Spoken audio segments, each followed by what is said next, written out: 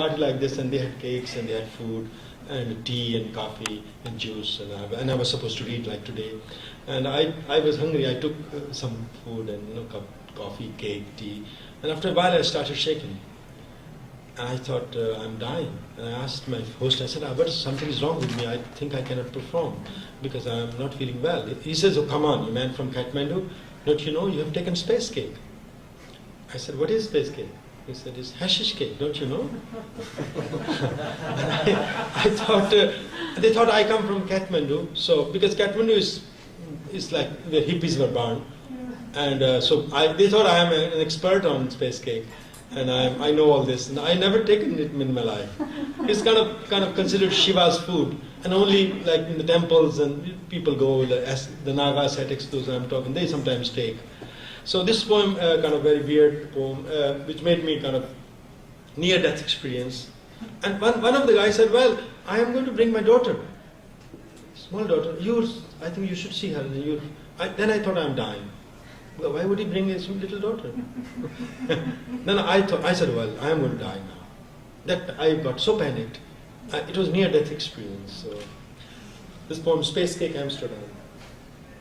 "Don't panic," they said. "Remain cool like your Krishna. Meditate maybe like Buddha, uttering Om Mani Padme, jewel in the lotus. Or lie down and relax like Vishnu on the python bed, to float on the ocean's currents, buoyant on the invisible thread of your breath in slow motion. Millions of cats prowled around me. Smoke from shared sex and hashish joints stung my eyes.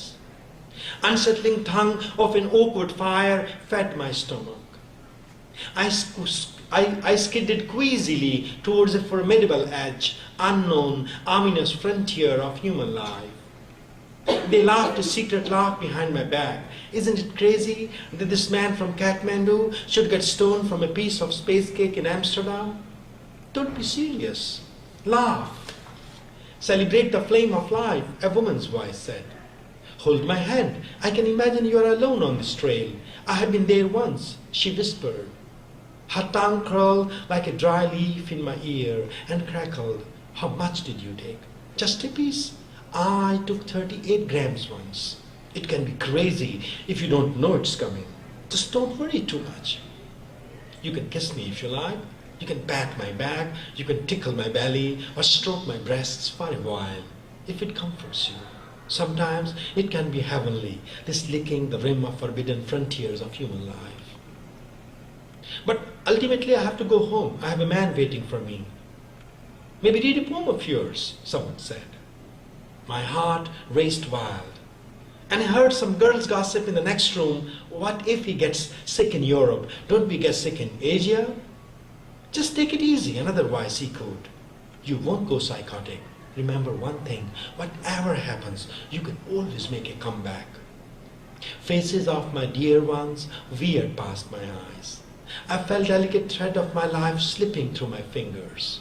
Hey man, it's fine, don't worry too much. Drink loads of tea or coffee, my host shouted. Or take loads of orange juice, a guest suggested. Maybe sing your favorite song, a woman said. Or recite one of your Hindu mantras. Maybe stick your finger in your throat. Another voice came sheepishly. And throw up, you haven't digested everything yet. Questions came like wind slaps. Can you tell me what they call boredom in your mother tongue? Do you remember your email account and password? Discuss your children if you have any. Shall I bring my little daughter before you? Maybe you would feel better seeing her brilliant eyes. I imagined a child's face and clung to it, like a penitent would hold on to a sacred cow's tail in his afterlife and slept on it, all through the river of blood. Hours passed by, and then I heard someone say, what if he had freaked out? What if death had stalked our house tonight? Hearing these words, I woke up, knowing I had come back, stepped on the familiar shores of life, where death is feared, a distant, distrustful thing.